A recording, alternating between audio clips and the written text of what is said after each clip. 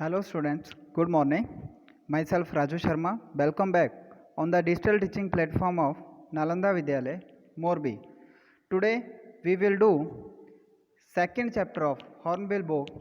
We are not afraid to die if we can all be together. It is a chapter included in Hornbill book written by Gordon Cook and Alan East. Before start of the chapter, let's discuss something about the authors. Gordon Cook was born on December 3, 1978 in Toronto. He did his graduation in engineering physics program at Queen's University. He is a two-time Canadian Olympic sailor. Alan East gained much experience as a litigator, manager and a legal trainer. So Alan East जो हैं वो एक lawyer थे और Gordon cook जो हैं वो engineering के स्टूडेंट थे. उन्होंने अपनी ग्रेजुएशन जो है फिजिक्स में कंप्लीट की.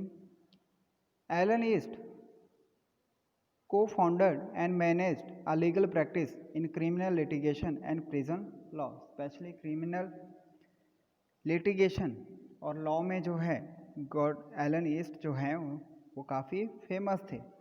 In 2007, he joined the Crown Prosecution Service as a senior Crown prosecutor.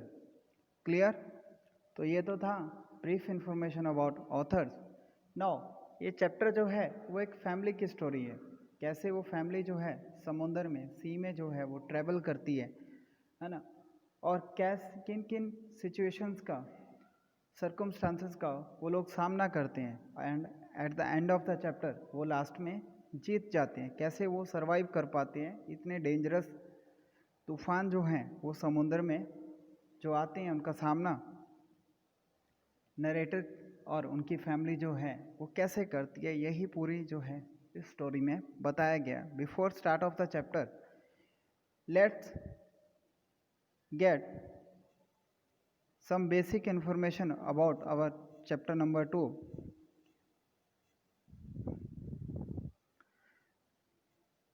We are not afraid to die if we can all be together. Introduction of the lesson. It's written by Gordon Cook and Alan East. I already told you. It is a story about a 37 years old businessman who is the narrator of the story. He has a wife named Mary and two children, Jonathan and aged 6 and Susan aged 7. He and his wife both dream of a voyage around the world on their ship. तो वो समुंदर से पूरे world का जो है चक्कर लगाना चाहते थे. राइटर, नरेटर और उनकी वाइफ. वो किस में? उनकी शिप में. और name of the ship is wave walker. It is the name of a ship, Wave Walker, which is a 23-meter long, 13-ton wooden hull, just like that of the famous Captain James Cook. तो ये ऐसी ही उस तरह की boat थी जो सालों पहले जेम्स कुक ने यूज़ की थी. He was also a famous sailor. All we know that the whole family started sailing from Plymouth, England on July 1976. The initial phase of the 3-year-long journey was from Africa to Cape Town. It was pleasant. While heading east, लेकिन जब वो east की तरफ बढ़े, along with two newly hired crewmen, strong waves hit them. तभी समुद्र में बहुत बड़ी बड़ी वेव्स ने जो है वो उनकी शिप वेव वॉकर से टकराई. And their survival became a question. अब उनका जिंदा रहना भी एक बहुत बड़ा क्वेश्चन था. The story tells us about how they fought each day and survive till the end. तो स्टोरी हमें बताती है कि कैसे डेंजरस सिचुएशन में भी जो है वो लोग कैसे हर रोज़ सर्वाइव करते थे और at the end of the day वो सब लोग जो है अपनी जर्नी जो है वो कंप्लीट करते हैं और ज़िंदा सही सलामत जो है अपने घर को वापस आते हैं. So let's start line to line explanation of the chapter.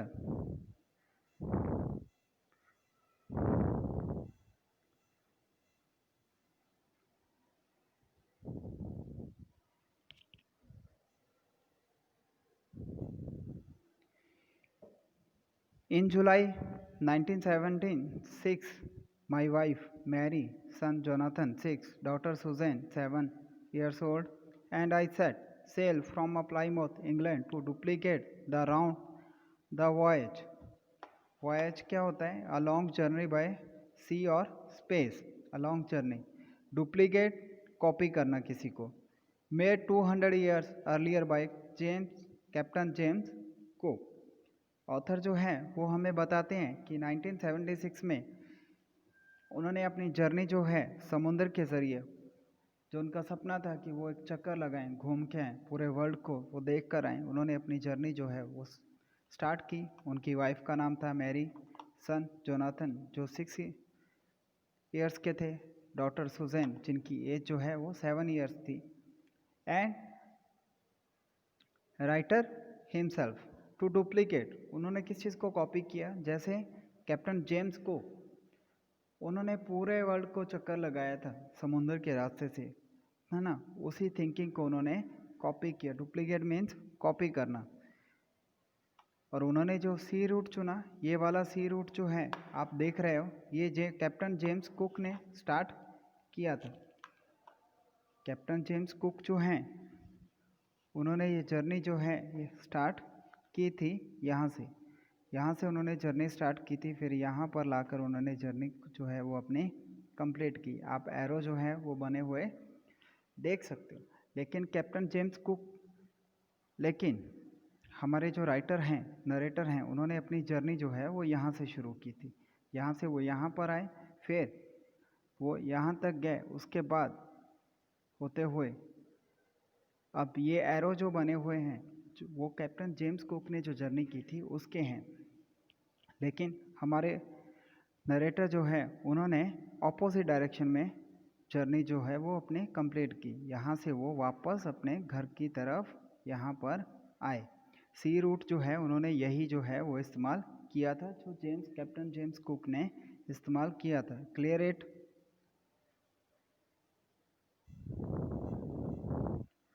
For the longest time, Mary and I, 37 years old businessman, had dreamed of sailing in the wake of the famous explorer, and for the past 16 years, we had spent all our luxurious time honing. Honing means improving. Honing means improving our seafaring. Seafaring is a traveling by sea. Traveling by sea skills in British waters.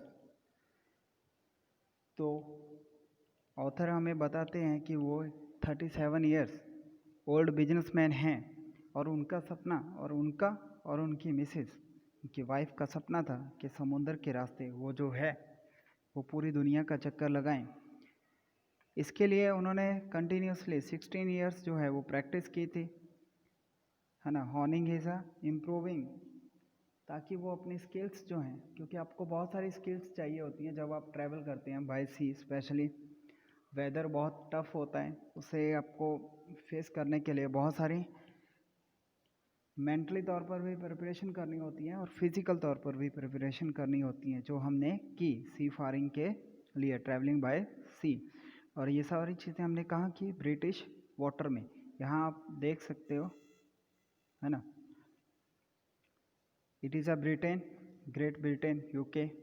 तो यहाँ पर उसके आसपास, UK के आसपास जो water है, जो समुद्र उनको लगता है, उसमें उन्होंने अपनी स्किल्स को जो है वो इम्प्रूव किया. Clear? Our boat Wave Walker, a 23 metre 30 ton wooden hull. The outer body of the ship was made of wood. Wooden hull, beauty. Wave walker, it is a name of ship. वो 23 metres थी, 30 ton उसका wait था, और वो दिखने में बहुत अच्छी थी. Had been professionally build, professionally तौर पे उसे बनाया गया था, डिज़ाइन किया गया था. And we had spend months fitting it out and testing it in the roughest weather we could find. और हमने महीनों लगाए उसको फिट करने में, वेव वॉकर को, शिप को, और हमने उसको रफ़ से रफ़ वेदर में भी टेस्ट किया ताकि हम उसको पूरी तरह से टेस्ट कर पाएँ और सेटिस्फाइड हो पाएँ अपनी ट्रिप के लिए। अपनी ट्रिप जो हमने स्टार्ट की 1976 में। The first leg is a part, phase है ना, phase of our plan 3 year 1,05,000 kilometer journey passed pleasantly as we sailed down the west coast of Africa to Cape Town। तो वेस्ट यहाँ से उन्होंने जर्नी स्टार्ट की थी अपनी, है ना। यहाँ पर आते हुए वो जो है वो केप टाउन पहुँच चुके थे। केप टाउन जब तक वो केप टाउन पहुँचे तो उनकी जर्नी जो है वो बहुत प्लेजेंट थी।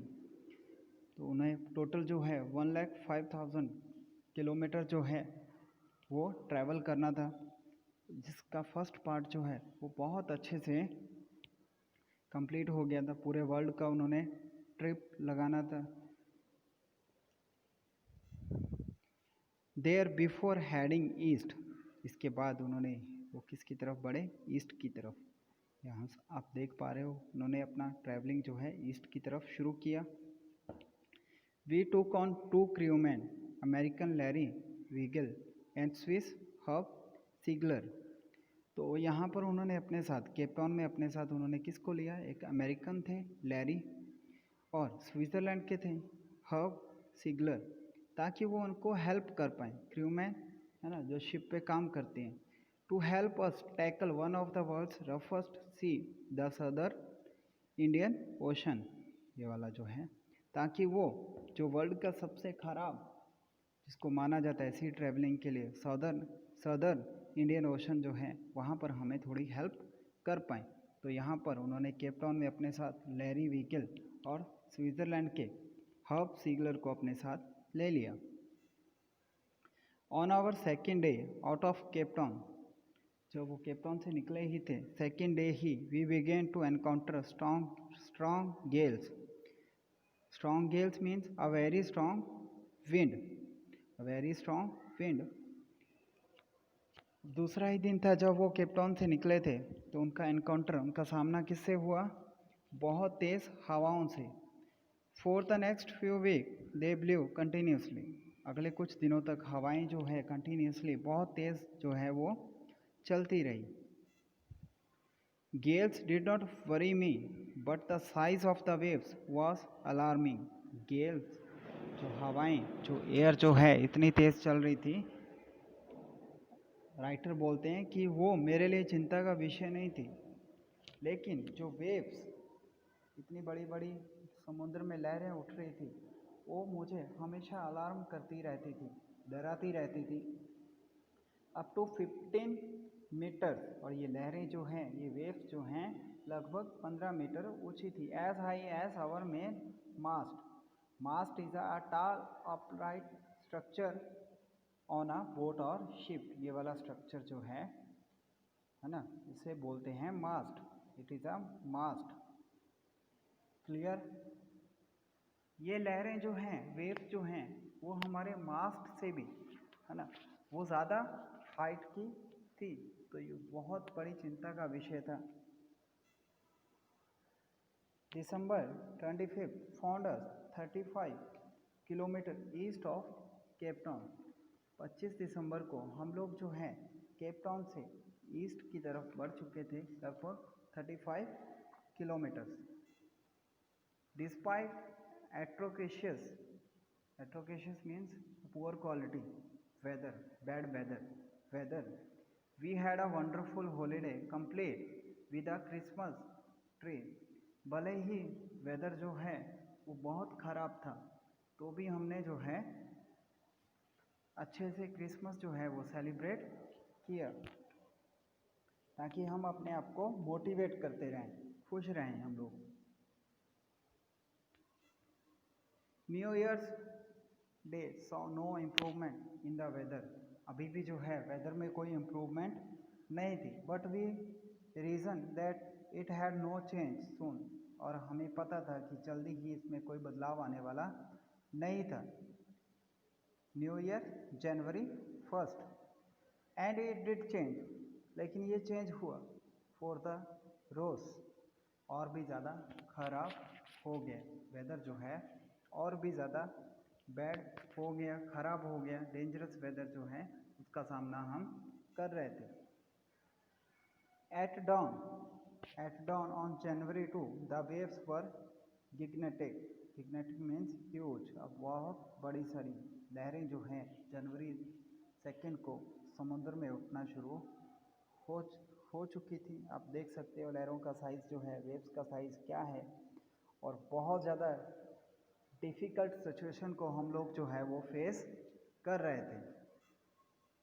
We were sailing with only a small storm jib, this is the jib, आप देख सकते हो। A triangular stay sail set forward the mast in a ship, जो शिप पे लगाया जाता है ट्रायंगुलर मास्ट, ताकि वो थोड़ा जो पानी आता है शिप पे उससे शिप को थोड़ा बचा पाएँ और हवा जो है एयर को थोड़ा कंट्रोल कर पाएँ। And were still making 8 knots is a unit of speed equal to 1 nautical mile per hour, used specially for ships, aircraft और winds, जो स्पेशली शिप्स और एयरक्राफ्ट की गति को मापा जाता है, उसकी इकाई क्या है, उसकी यूनिट क्या है, नॉट, और हमारी स्पीड कितनी थी, 8 knot kilometre per hour. Clear?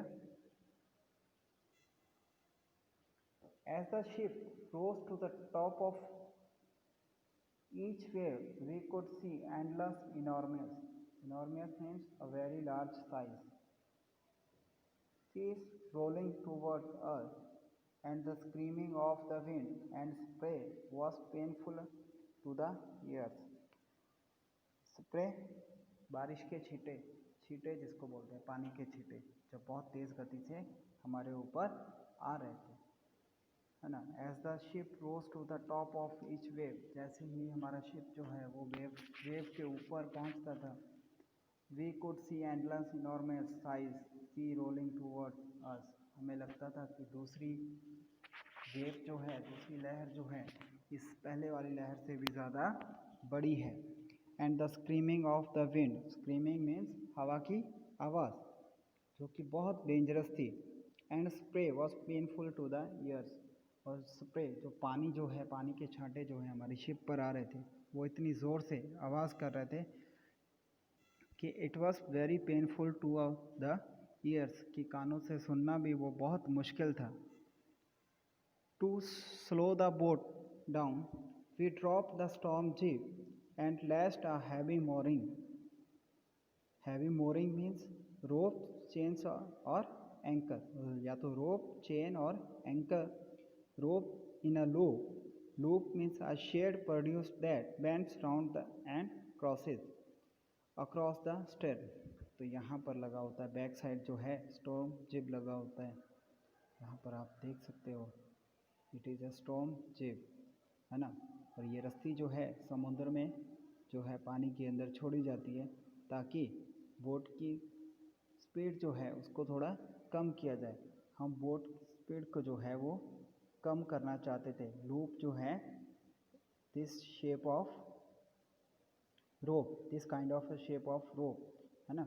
जब हम रस्सी को गोल करके गांठ बांध देते हैं यहाँ पर, it is called loop across the stream, यहाँ पर हमने बांधा हुआ था, ताकि हम बोट की जो गति है, जो स्पीड है, उसको थोड़ा कम कर पाएँ। Then we double lashed everything, double dash मतलब दोबारा से अच्छी तरह से बांध देना, ऐसे गांठ बांध देना। हमने चेक किया, हमने क्या चेक किया, everything went through our life raft drill, जो भी हमने ड्रिल की हुई थी, जो प्रैक्टिस की हुई थी समुद्र में आने से, सी जर्नी स्टार्ट करने से पहले। Attached life line, don't means वोर, ऑयल स्किन, हमने ऑयल स्किन पहनी। Heavy cotton, oil skin means heavy cotton cloth, water proof with oil, जो कि वाटर प्रूफ क्लोथ्स होते हैं, तो जब भी जो सेलर्स जो हैं वो सी में जाते हैं वो सारी चीज़ें लेकर जाते हैं। ताकि अगर सिचुएशन बहुत ही ज़्यादा डेंजरस हो जाए तो भी उनको कोई परेशानी ना आए।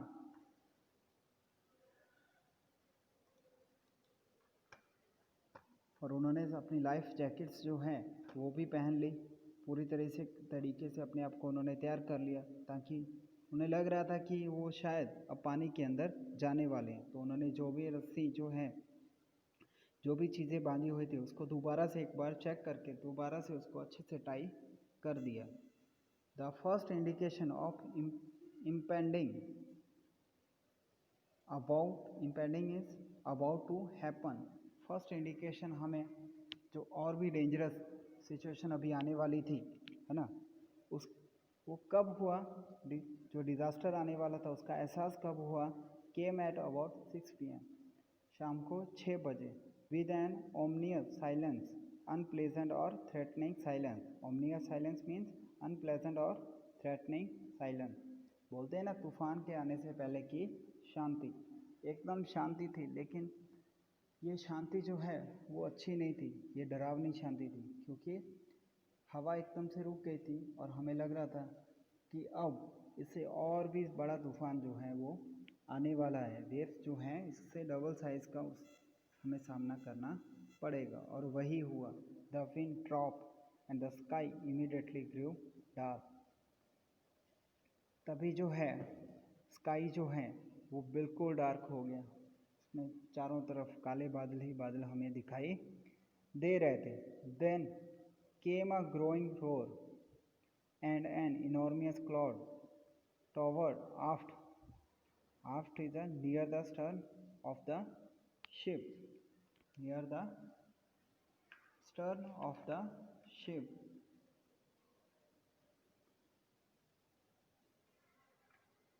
जिसको बोलते हैं कि near the back portion, है ना। The wind dropped, then came a growing roar, और आवाज़ जो आ रही थी, बादलों के खड़खड़ाहट की आवाज़ आ रही थी, है ना। और मुझे ऐसा लग रहा था कि शिप जो है वो कभी भी डूब जाएगा। With horror I realised that it was not a cloud. तभी मुझे एहसास हुआ कि ये बादल नहीं थे, तो ये क्या था, व्हाट अ वेव, ये तो बहुत बड़ी एक समुद्री लहर थी।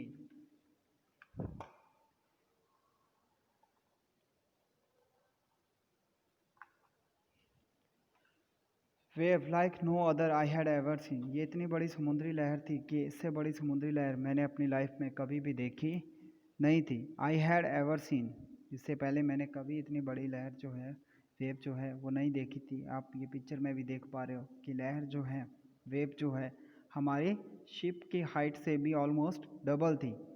इट अपीयर्ड परफेक्टली वर्टिकल, और ये एकदम सीधी थी हमारी शिप के सामने, and almost twice the height of the other waves. और ये वेव्स जो है, जो दूसरी लहरें थी उनसे साइज में भी डबल थी। ये लहर जो है वो तो हमारी शिप से भी बहुत ऊंची थी। With a frightful, frightful means very unpleasant और shocking,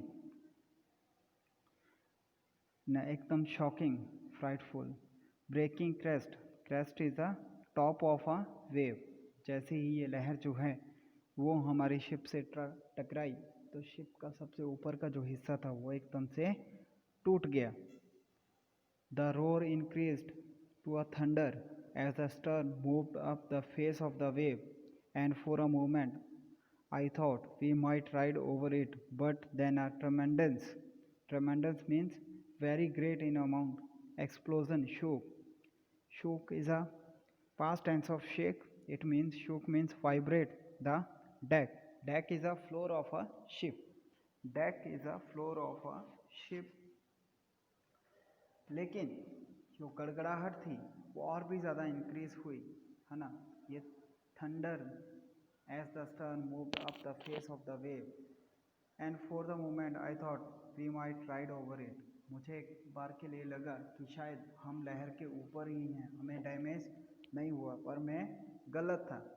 But then a tremendous explosion shook the deck. लेकिन तभी एक वाइब्रेशन हुई शिप के अंदर, और मुझे एहसास हुआ कि डेक जो है, जो फ्लोर जो है हमारी शिप का, वो टूट चुका है।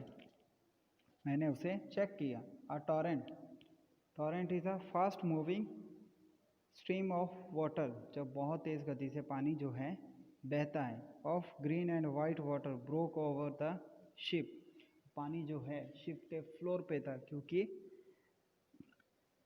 हमारा शिप का फ्लोर जो है, डेक जो है वो टूट चुका था।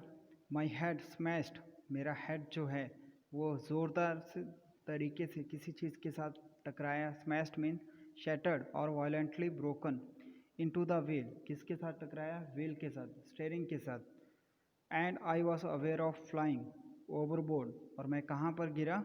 ओवरबोर्ड के ऊपर। And sinking below the waves, और मुझे लगा कि मैं जो है लहरों में डूब रहा हूँ। I expected my approaching death as I was losing consciousness, I felt quite peaceful. अब यहाँ पर नरेटर जो है उन्होंने काफ़ी इतना डेंजरस सिचुएशन जो है अपनी लाइफ में कभी नहीं फेस की थी, तो जब ये सिचुएशन फेस की उन्होंने तो उन्हें लगा कि शायद वो अब मर जाएंगे, और उन्होंने इस चीज़ को एक्सपेक्ट कर लिया कि शायद उनकी डेथ जो है वो बहुत नज़दीक है, वो जल्दी ही मर जाएंगे। Unexpectedly my head popped out of the water, अचानक से मेरा सर जो है, मेरा सिर जो है, मेरा हेड जो है वो पानी से बाहर आया। A few metres away Wave Walker was near capsizing, capsizing means be overturn in the water, her mast almost horizontal. मैंने देखा कि वेव वॉकर जो है वो अभी भी पानी के ऊपर थी, वो पानी के अंदर सिंक नहीं हुई थी, और उसका मास्ट जो था वो हॉरिजेंटल शेप में हो चुका था। Then a wave hurled throw with a great force, hurled means throw with a great force, एक और लहर जो है तभी आई। Her upright my life line jerk taut, taut means stretched or pulled tightly. I grabbed the guard rails and sailed through the air into Wave Walker's main boom. Boom is a pole that controls the angle and shape of the sail, जो पूरी ship को control करने के काम में आता है, boom. तो जो लहर जो आई उसने मुझे वो बूम की तरफ जो है वो धकेल दिया, पानी ने जो है वेव वॉकर के अंदर। Subsequent waves tossed me around the deck like a rag doll. Tossed means toss करना, जैसे हम क्रिकेट मैच में टॉस किया जाता है ना, उछालना। तो वेव्स जो हैं, लहरें जो हैं, मुझे उस सिक्के की तरह उछाल रही थी। अराउंड द डेक, डेक के आसपास। Like a rag doll, rag doll means फटी पुरानी गुड़िया जिसको बोलते हैं। मेरी हालत बिल्कुल ऐसी हो चुकी थी, पानी मुझे कहीं पर भी गिरा रहा था वेव वॉकर के अंदर, लेकिन मैं अभी भी शिप में ही था। माई लेफ्ट रिब्स क्रैक, मेरे लेफ्ट रिब्स जो हैं वो क्रैक हो चुके थे, टूट चुके थे। My mouth filled with blood, मेरा मुंह जो है वो ब्लड के साथ भर चुका था। एंड ब्रोकन टीथ, दांत जो है वो टूट चुके थे। Somehow I found the wheel, कैसे भी करके मैं व्हील तक, स्टेयरिंग तक पहुंचा। Lined up the stern for the next wave and hung on. तो यहाँ पर उसका करेज जो है, हमारे ऑथर का जो करेज है वो हमें शो ऑफ होता है कि इतनी डेंजरस सिचुएशन के बाद भी वो हिम्मत नहीं हारते हैं, वो ऑप्टिमिस्टिक हैं, वो आशावादी हैं, और वो लास्ट ब्रेथ तक जो है वो फाइट करना चाहते हैं। किसी ना किसी तरीके से वो व्हील तक, स्टेयरिंग तक पहुंच जाती हैं और उसके ऊपर एक तरह से लटक ही जाते हैं ताकि वो शिप को कंट्रोल कर पाएँ। Water water everywhere, I could feel that the ship had below, but I dared not abandon the wheel is to investigate, find out। चारों तरफ पानी ही पानी था। I could feel that the ship had water below. मैं सोच रहा था कि पास इतना पानी था, आप यहाँ पर देख भी, पूरा डेक जो है वो पानी से भरा हुआ था कि शिप जो है पानी के अंदर डूब जाएगी। लेकिन मुझे लास्ट तक हार नहीं माननी थी, इसीलिए मैंने इन्वेस्टिगेट किया कि व्हील कहाँ है, इसको कैसे कंट्रोल करना है। Suddenly the front has thrown open and Mary appeared. We are sinking and scream. Hatch is a door. Hatch is a door. काफ़ी अंदर से, कैबिन से मेरी वाइफ जो है, मैरी जो है, वो जल्दी से बाहर आई और उन्होंने चिल्लाना शुरू कर दिया कि हम लोग जो है वो डूब रहे हैं, वी आर सिंकिंग। वो बहुत डर चुकी थी। She scream. The deck are smashed. Deck जो है वो पूरी तरह से टूट चुका था। We are full of water. Ship के अंदर चारों तरफ पानी ही पानी भरा हुआ था। Take the wheel. मैंने उनको बोला, मैंने मैरी को बोला कि थोड़ी देर के लिए ये व्हील पकड़ो। I shouted. मैं चिल्लाया। As I scramble means climb, claw one's way, किसी चीज़ की तरफ दौड़कर जाना। फॉर द हैच, मैं किसकी तरफ दौड़कर गया? मैं गेट की तरफ दौड़कर गया। So this is the first part of second chapter. We are not afraid to die if we can all be together. I hope you understood it. If you have any doubt, you can call me anytime. My number is already shared in the group. थोड़ा tough chapter है क्योंकि scientific language word जो है वो use किए गए हैं। एक दो बार हम पढ़ेंगे, उसके बाद आपको मैं समरी जो है वो भी अवेलेबल करवा दूंगा, तो इजीली जो है हम ये चैप्टर समझ जाएंगे। Thank you very much. Thank and take care.